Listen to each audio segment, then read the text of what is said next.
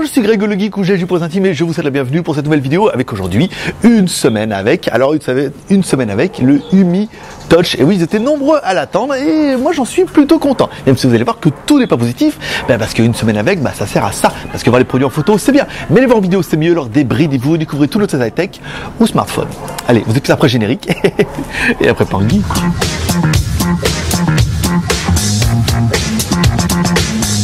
Allez, c'est parti pour une semaine avec. Alors, on va d'abord parler du Umi Touch, si vous ne le connaissez pas. Alors, qu'est-ce qu'on a? On a un écran 5,5 pouces en Full HD, c'est pas mal. Un processeur octa-core MT6753, 64 bits, ça c'est pas mal. Le téléphone est tout en métal, hein. Il est très très joli, il fait très très quali. Il a un lecteur d'empreintes digitales sur le bouton Home, ça c'est pas mal. 3 Go de RAM, 16 Go de ROM, plus la micro SD. C'est double SIM, SIM ou micro SD. Enfin, une SIM et une micro SD, ou alors double SIM, c'est pas mal. Les deux caméras, on a fait déjà des versus avec le Lego et le Zuc, il me semble, et il s'en était quand même plutôt bien tiré avec sa caméra Sony de 13 millions de pixels, c'est pas mal, plus caméra avant 5 millions de pixels. J'aurais bien aimé moi aussi la grosse batterie 4000 mAh, c'est exactement la même que sur mon Zuc, donc là je suis assez content. Donc je me fais attaquer par les moustiques, c'était une bonne idée. Ensuite on aura dedans on aura Android 6.0, donc là ça c'est assez important pour le souligner, et également on a un téléphone qui sera 2G, 3G et 4G. Alors pendant que les gens passent et me regardent en disant qu'est-ce qu'il fait à ce fou furieux, oui, mais il est dehors, il fait une chaleur à crever, je vous raconte pas, il doit faire au moins 30 degrés le matin. Alors mon utilisation, on va parler un peu de mon utilisation de mon Ulefone. Alors moi j'utilise essentiellement pour les mails, je reçois beaucoup de mails, donc là c'est pas mal. Une utilisation pour le web, on regarde un petit peu internet, pour valider vos commentaires sur JT Geek, c'est normal. Je regarde aussi un petit peu de temps en temps des vidéos YouTube, j'aime bien regarder comme ça, m'abonner, laisser des commentaires et surtout lire vos commentaires, voire y répondre de temps en temps. J'écoute aussi beaucoup de... parce que là, je viens de me rendre compte que la table bouge beaucoup. On va arrêter de bouger là. J'écoute aussi beaucoup de musique avec, notamment en MP3, et je m'en sers comme GPS sur la moto. Ce qui est une chose qui est plutôt intéressante. On verra ça après dans les points négatifs.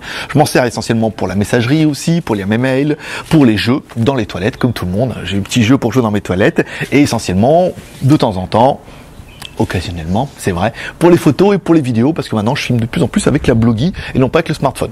Une caméra pour faire des vidéos et un téléphone pour pour téléphoner. En fait, non, pour faire le reste.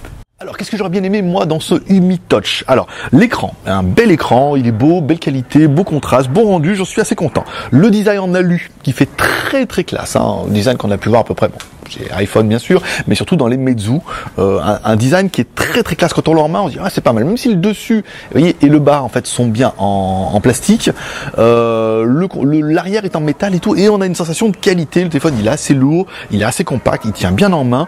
Ça c'est pas mal. J'aurais bien aimé, le téléphone est quand même relativement assez puissant pour mon utilisation. Vous avez vu, j'ai pas une utilisation qui est incroyable, donc du coup la puissance est largement suffisante. Le GPS, alors le GPS est très réactif. Là où j'avais eu des petits problèmes avec en 3G, 4G avec mon troll, et je me fais attaquer par les moustiques en même temps, vous vous rendez même pas compte. Et finir voilà comme dans Banzai. Le GPS est très réactif, fonctionne très très bien. Là où j'avais eu des problèmes avec la 3G, 4G sur mon Lego, ou quand je changeais d'itinéraire, il avait du mal à recompter, là ça fonctionne très très bien, il n'y a pas eu de problème. Alors au début, j'avais pas la 3G sur le téléphone, donc je suis allé voir l'opérateur, il fallait simplement configurer les APN. Maintenant que je le sais. Mais il faut simplement configurer les APN, et maintenant ça marche très très bien. Oui, parce que je vais pas faire de cut. Les photos vidéo c'est pas mal, la caméra Sony, l'IMX 328 fait très très bien le travail, on fait des jolies vidéos. Non mais c'est une folie, ce sera pas possible. Je veux le faire ça qu'une seule fois dehors. Je me fais ravager par les moustiques. Les photos vidéo avec l'IMX 328, ça fait très jolies photos. Concernant la batterie, excellente, batterie 4000 mAh et on doit pas être loin de ça. On arrive quasiment à ce que j'arrivais avec mon Zuc au tout début, batterie 4000 mAh. Je tiens 2 jours peinard, je la recharge bien le matin, je pars toute la journée, généralement je peux tenir 2 jours en l'éteignant la nuit et putain, je me dévorais. Je l'utilise quasiment 2 jours, voilà, en utilisation normale. C'est-à-dire je m'en sers bien l'après-midi, je l'éteins la nuit et je m'en sers encore le lendemain et tout très très bien. Vraiment on a une bonne batterie, une bonne autonomie. Android 6.0, même s'il n'y aura pas énormément d'intérêt à avoir de 6.0, je suis content de l'avoir. Il y a eu quand même pas mal de mises à jour. Donc du coup il y a eu quelques petits bugs au début, notamment quand je le mettais en mode avion et que je le rallumais automatiquement, comme il voyait que la carte SIM était thaïlandaise, il remettait le téléphone en thaï par défaut. C'est un petit peu embêtant. Et ben là maintenant voilà, il y a eu une mise à jour qui est tombée. Maintenant quand je le mets en mode avion et que je le rallume, le téléphone redémarre bien en français, reprend bien le réseau en français. Donc voilà, c'est bien qu'il y ait des mises à jour et que ça corrige peut-être les bugs qu'on pourra avoir dans les points négatifs. Alors, les points négatifs. Le téléphone a tendance à chauffer assez rapidement, notamment à la partie du dessus. Alors, il est clair que on a été à la plage dimanche ou samedi. On était à la plage samedi, et quand je vous mets le téléphone sur la moto qui fait 35 degrés en extérieur, plus le téléphone en GPS, eh ben, il m'a dit, il fait trop chaud, Coco.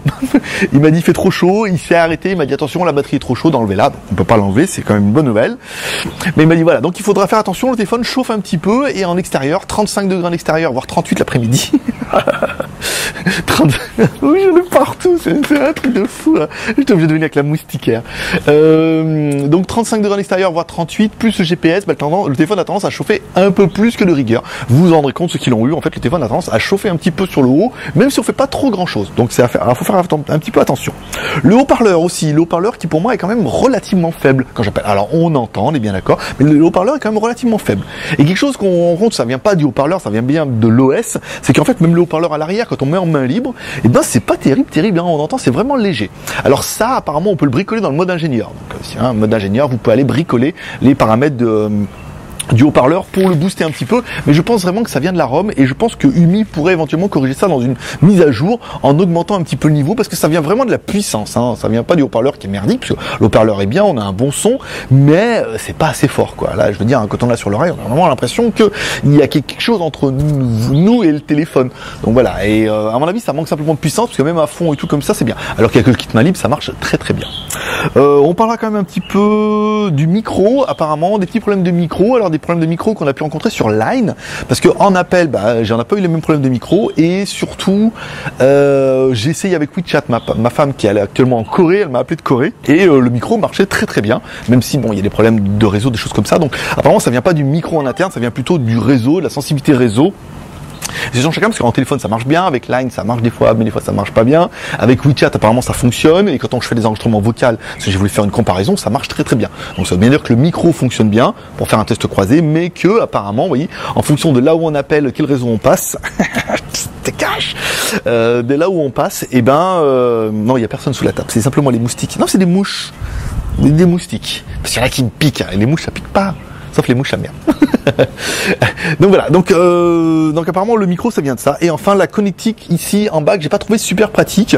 J'ai un peu de mal à l'enquiller parce qu'il y a du métal autour. Là j'aurais préféré quand même de l'USB type C. Ça aurait été quand même plus pratique. Donc si je dois faire un bilan de ce téléphone, un bilan qui est quand même plutôt bon. Alors bien sûr, on va passer les commentaires de tous ceux qui l'ont reçu avec des défauts, parce que vous êtes nombreux à l'avoir reçu avec soit des défauts d'écran, soit des défauts de micro, soit des défauts de haut-parleur, soit des défauts de téléphone qui démarrent plus. Voilà, ça c'est le problème d'un peu de UMI, c'est que le contrôle qualité est un petit peu bâclé, et que nombreux d'entre vous ont reçu des téléphones qui avaient déjà des défauts en natif, ou des défauts qui sont apparus assez rapidement. Moi c'est pas le cas. Autant on a eu le UMI Iron Pro et on a eu le UMI ROM quelque chose là, que Christophe en une semaine ils sont tombés en rade, on les a renvoyés en SAV, et depuis les téléphones marchent très bien. Voilà. Comme quoi il y a des petits couacs. Là apparemment sur le mien, moi tout de suite j'ai été assez content. Le téléphone marche plutôt bien, et je trouve que c'est plutôt un bon achat, surtout en rapport son prix. Il vaut moins de 150 €, donc c'est plutôt bien. Après celui-là, le Zug valait quand même 300 €, on peut le trouver maintenant à 250 €, mais on a quand même une ROM cyanogène qui est certes pas mise à jour jamais, mais qui a une ROM cyanogène et qui est peut-être un petit peu différent sur certains points. Mais du compte fait, je trouve que ce UMI Touch est quand même une bonne surprise pour 150 €. Encore une fois, je vous rappelle, je parle de mon expérience personnelle avec mon utilisation et ce smartphone-là, en théorie, quand ils me l'envoient, ils les testent, ils évitent de m'envoyer des téléphones foirés tout de suite, parce que sinon, ils sont foirés, on le dit, et ça fait pas une bonne... Donc généralement, ils les testent, et le téléphone fonctionne bien. Nous, il arrive une semaine avec, je peux vous dire que le fait de le mettre sur la moto, qui chauffe à fond les manettes, et qui me disent on est quand même en surchauffe, machin, parce qu'il fait 38 degrés dehors, et en plus, t'as mis le GPS, et en plus, il y a des notifications, et en plus, t'as des emails, en plus, t'as des commentaires à valider et tout. Voilà, quand le téléphone, j'en ai ras la casquette, hein, il se met un peu en sécurité, machin, on le laisse se refroidir un petit peu dans la poche, et qu'après le téléphone fonctionne, et qu'on n'a pas de soucis ni d'écran, ni de machin, des trucs, c'est que, voilà, moi je suis quand même tombé sur une bonne série. Voilà. Si vous avez acheté vous aussi ce UMI Touch, n'hésitez pas à me laisser en commentaire votre avis. Si vous avez envie de l'acheter, n'hésitez pas à me laisser votre avis. Voilà. Si vous avez des problèmes, si vous en êtes content, des choses comme ça, n'hésitez pas. Moi, je vais aller me mettre de l'anti-moustique. Voilà. Allez, comme toujours, vous pouvez soutenir mon Grand G3R, share, commentaire, pouce en l'air. Bah oui. Toujours plaisir. Moi, je donne comme toujours rendez-vous dans 2 jours pour que je teste high-tech ou smartphone. Ah oui, si tu as aimé cette vidéo aussi en extérieur, tu peux me le mettre en commentaire. Et dans ce cas, on essaiera d'aller en faire une autre ailleurs. J'ai fait double prise. Je vais faire une prise avec ici où je mettrai le rush complet. Ah putain, je mettrai le rush complet pour les Geek Plus, et on fera un doublage avec le son ici, parce qu'à mon avis, ça sera peut-être de meilleure qualité. Allez, je vous remercie pour votre fidélité. Faites votre été. Bye bye.